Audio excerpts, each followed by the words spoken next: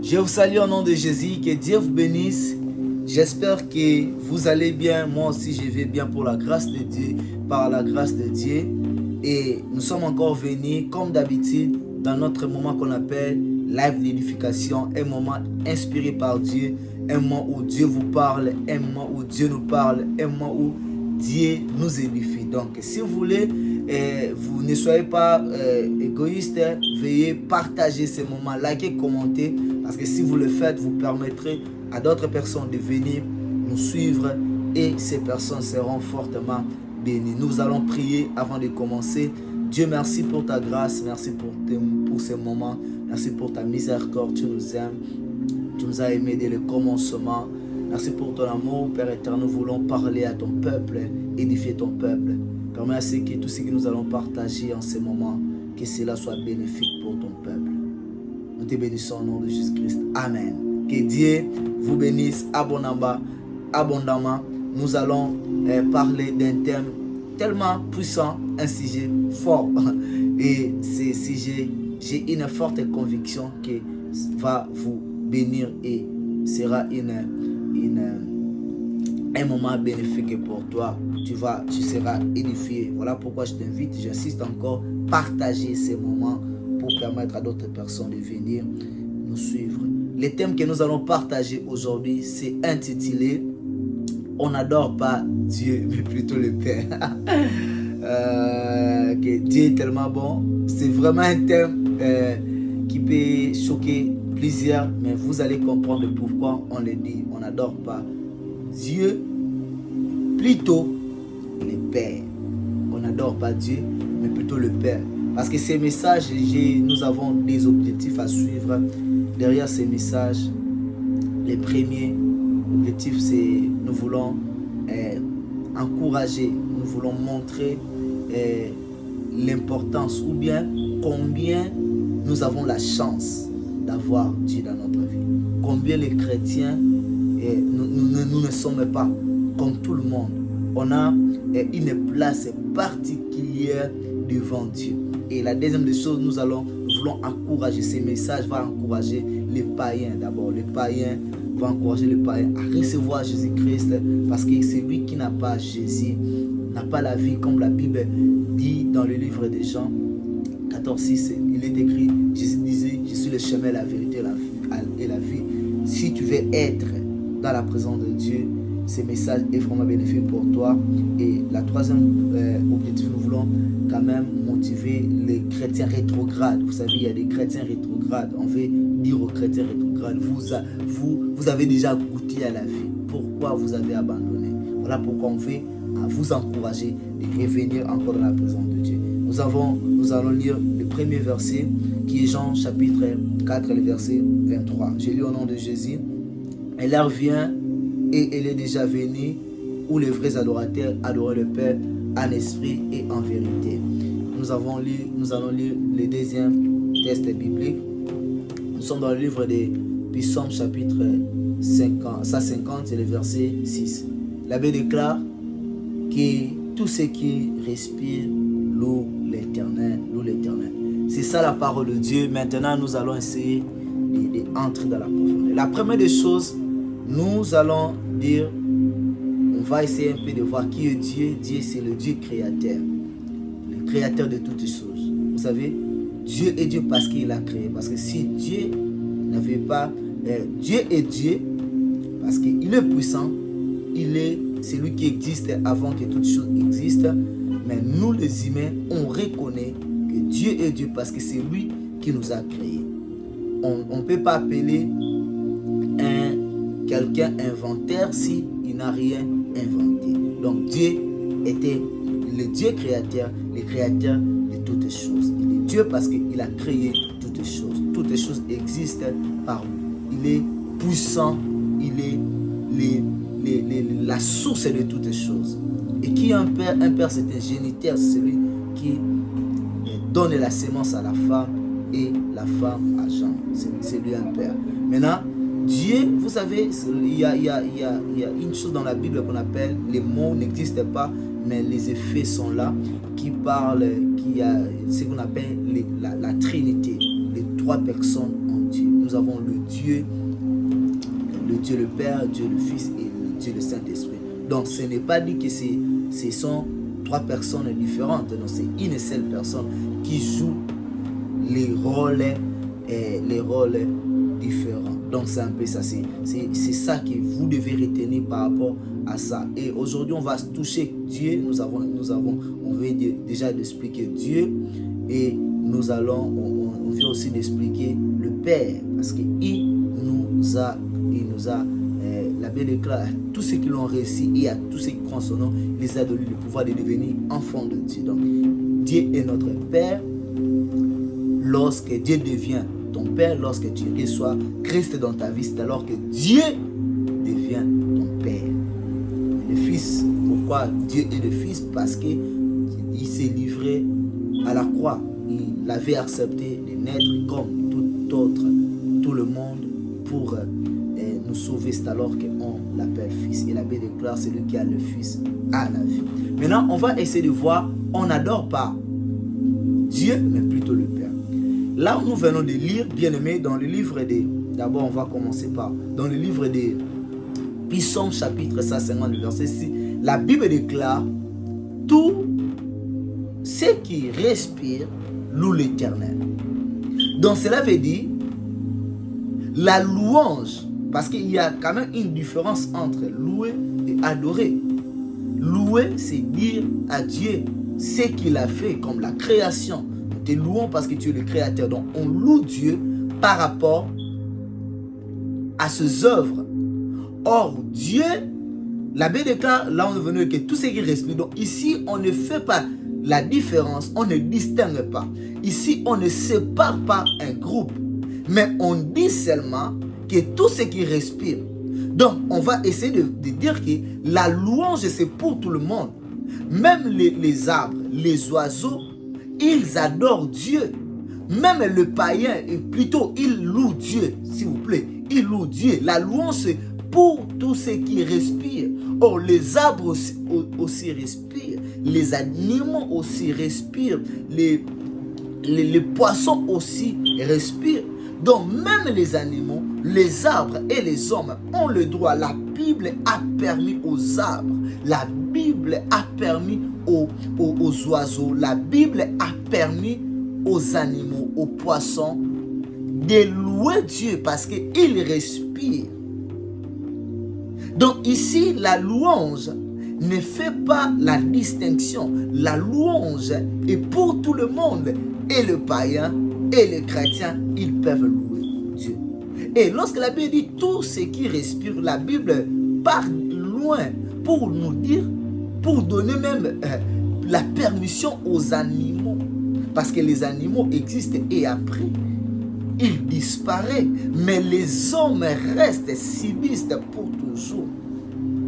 Alléluia. Donc la louange c'est pour tout le monde. Mais l'adoration est réservée pour ceux qui sont en Jésus. Ainsi, dans le livre de Jean, chapitre 4, le verset 23, la Bible est en train de dire clairement que l'heure vient où les vrais adorateurs adoreront le Père en esprit et en vérité.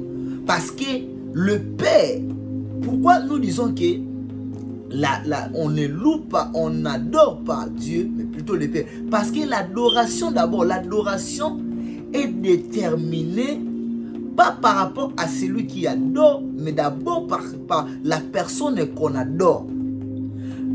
Je vais donner un exemple. La bonne réponse, quand tu es devant une feuille et tu fais ton examen, tu présentes ton examen, c'est vrai, tu peux mettre une bonne réponse, mais celui qui va confirmer que ça c'est la bonne réponse, c'est le professeur, c'est celui qui a rédigé son examen. Parce que ça nous arrive des fois de faire les examens, tu te dis, cette réponse-là est vraie, je vais réussir.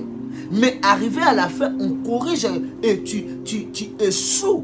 Mais toi, tu pensais que c'était la bonne réponse. C'est ça, donc l'adoration. C'est lui qui détermine que ça, c'est l'adoration. C'est d'abord Dieu et l'homme aussi reconnaît que ça, c'est aussi l'adoration. Maintenant, on dit qui peuvent adorer Dieu. Pour adorer Dieu, tu dois être d'abord le fils. Parce que vous savez, un inconnu ne peut pas entrer dans la chambre.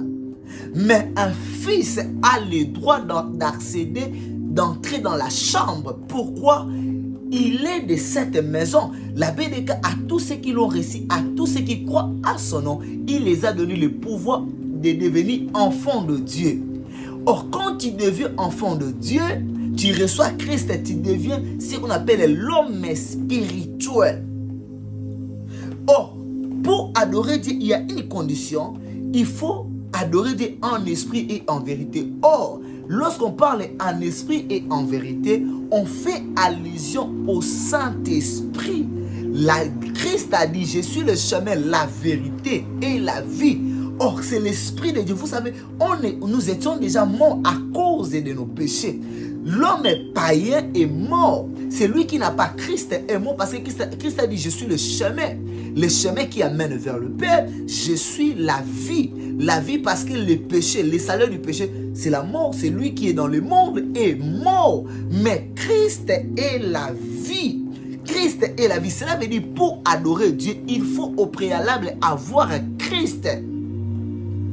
Et si tu as Christ, tu es enfant de Dieu et c'est alors que tu as accès d'adorer Dieu. La porte sera maintenant ouverte pour te permettre d'adorer Dieu. Parce que l'adoration, c'est quelque chose qui est, d'abord c'est la vie. L'adoration, c'est une vie. Et puis l'adoration, on dit à Dieu ce qu'il est. On dit à Dieu, c'est notre Dieu. Mais quand nous l'adorons, on l'adore pas en qualité de Dieu, mais on l'adore en qualité de notre Père. Parce qu'il nous a engendrés. À tous ceux qui l'ont reçu, à tous ceux qui croient en nous, ils ont le pouvoir de devenir enfants de Dieu. Tu es enfant de Dieu. Voilà pourquoi tu adores Dieu. Dieu est considéré comme ton Père. Parce que si tu n'es pas enfant, parce que tout le monde n'est pas enfant de Dieu. Nous sommes, ici dans le monde, il y a les créatures de Dieu et il y a aussi les enfants de Dieu. Or, pour adorer, il faut être enfant de Dieu parce qu'on adore en esprit et en vérité. La vérité, c'est Christ. L'esprit aussi, c'est Christ. Alléluia. L'adoration est réservée aux enfants de Dieu. Voilà pourquoi toi qui es enfant de Dieu, tu es une personne heureuse. Pourquoi? Parce que tu as l'accès. Les rideaux du temple a été déchiré pour nous donner l'accès. L'accès, quel accès? L'accès d'adorer Dieu, l'accès de connaître Dieu. Parce que vous savez, c'est l'Esprit de Dieu. Parce que quelqu'un, vous savez quoi? La Bible déclare, personne ne peut venir à Dieu si Dieu ne l'appelle pas. Donc c'est pour nous dire, tout ce qui nous arrive dans la vie, c'est Dieu qui est le producteur de cette chose. Or, même pour devenir enfant de Dieu, Dieu décide d'abord. C'est Dieu qui a décidé, c'est Jésus qui a laissé le ciel. Il est venu ici sur la terre pour nous sauver. Donc cela veut dire c'est lui qui n'a pas l'esprit de Dieu. Parce que dans l'adoration, on fait quoi? L'adoration, on dit à Dieu ce qu'il est. Or, tu ne peux pas dire à Dieu ce qu'il est si Dieu ne te révèle pas. Moïse, quand Dieu a appelé Moïse, Moïse ne savait pas celui qui lui avait appelé. Voilà pourquoi Moïse a demandé quelque chose. Marie Prasutaya. Moïse ignorait les choses. Moïse était dans l'ignorance. Pourquoi? Il ne savait pas. Voilà pourquoi Moïse était un homme humble. Il a dit, c'est vrai, je ne te connais pas encore. S'il me demande qui t'a envoyé, et Dieu a répondu à Moïse, tu vas répondre que c'est Jésus qui m'a envoyé. Donc cela veut dire Moïse ne peut pas connaître Dieu si Dieu ne le révèle pas. Donc tu ne peux pas adorer Dieu parce que tout ce que nous disons pour adorer Dieu, tu dois connaître Dieu. Tu dois connaître Dieu. Oh, pour connaître Dieu, bien-aimé, tu dois avoir le Saint-Esprit parce que c'est le Saint-Esprit, qui va te révéler Dieu. Quand le Saint-Esprit va te révéler Dieu, c'est alors que tu vas adorer Dieu. Alléluia. Donc lorsque nous adorons Dieu, on adore Dieu en qualité de notre Père. En qualité de notre Père. Parce que l'adoration c'est de la chambre. On entre dans la chambre. Papa, est-ce que je peux entrer? Papa va te donner l'accès. Entre. Mais un inconnu, c'est lui qui n'habite pas dans la maison. C'est lui qui n'est pas de la maison, ne peut pas entrer dans la chambre. Ne peut pas entrer dans la chambre. Bien-aimé dans le Seigneur, tu es enfant de Dieu, l'accès, la porte a été déjà ouverte pour toi. Tu peux entrer et dire à Dieu, adorer Dieu, dire à Dieu ce qu'il est. Pourquoi? Parce que des fois, vous savez, des fois on manque les mots. Vous savez, pour adorer Dieu, ne cherche pas les mots, ne calcule pas, ne fais pas. Je me souviens encore quand j'ai commencé à servir Dieu dans la modération, ça nous arrivait de nous donner une liste des sujets ou des intentions de prière que nous allons donner. On nous faisait une liste en disant vous allez commencer par remercier Dieu, vous allez commencer par demander pardon, le Saint-Esprit, et ainsi la prière, l'intercession, la prière du combat. Bien, mais c'était pourquoi? C'était parce qu'on n'était pas encore plongé dans l'esprit. Oh, quand j'ai été saisi par l'esprit, quand j'ai reçu la plénitude de l'esprit, c'était pas question qu'on me donne la liste, mais ces choses, les choses sont commencées à se faire d'une manière automatique. Pourquoi? Parce que le Saint-Esprit a pris contrôle. Le Saint-Esprit a commencé à me révéler des choses. Bien aimé, parce que tu es enfant de Dieu, quand tu t'approches dans la présence de Dieu, n'ayez pas peur. Pourquoi? Le Saint-Esprit est là pour te révéler des choses que tu ignores. Le Saint-Esprit peut te révéler ton Père, parce que ton Père, vous savez, le Saint-Esprit, c'est comme une femme. Une femme connaît mieux l'homme, parce que la Bible déclare, le Saint-Esprit va vous rappeler les choses que je vous avais déjà enseignées. Donc l'adoration, c'est pour nous, ce n'est pas pour les païens. Parce que les païens ne sont pas enfants de Dieu, ils ne peuvent pas adorer Dieu. Et lorsque nous adorons Dieu, on adore Dieu comme notre Père, parce qu'on connaît notre Père. Et la deuxième des choses, je vais vous dire, peut-être que tu es un chrétien rétrograde. Je t'appelle de retourner dans la maison de ton Père. Parce que, vous savez, il y a l'histoire de la femme prodigue. Il avait demandé ses biens, il était parti, et à un moment il a commencé à souffrir. Il a conscience de retourner dans la maison de son père. Vous savez qu'est-ce que son père a fait? Le père lui a donné un nouveau vêtement, et le père lui a donné un anneau comme un signe d'alliance. Ça veut dire que tu es parti loin de la présence de Dieu. Je t'invite aujourd'hui, viens parce que Jésus est prêt de t'accepter. Viens parce que Jésus est là, il va t'accepter. Viens parce que si tu ne viens pas, celui qui est loin de Dieu ne connaît pas Dieu. Et celui qui ne connaît pas Dieu ne sera pas enlevé. Vous savez le travail, vous savez l'adoration. Vous savez l'adoration, c'est vraiment important. La Bible déclare, les 24 vieillards, lorsqu'ils adorent, ils déposent leur couronne. Lorsqu'ils déposent leur couronne, la Bible déclare, ils reçoivent une nouvelle couronne. Donc ça veut dire, lorsque nous adorons Dieu, Dieu nous renouvelle. Non, quand tu es un chrétien rétrograde, tu es parti loin de la présence de Dieu, tu ne seras pas renouvelé, tu ne seras pas restauré. Dieu ne va pas te restaurer, bien-aimé. Je t'appelle aujourd'hui, tu es parti loin de la présence de Dieu. Reviens parce que le Père a besoin de toi. Viens dans sa présence. Tu es parti loin de Dieu. Viens dans sa présence. Il ne te condamne pas. Le monde, peut-être le monde te juge. Le monde te condamne.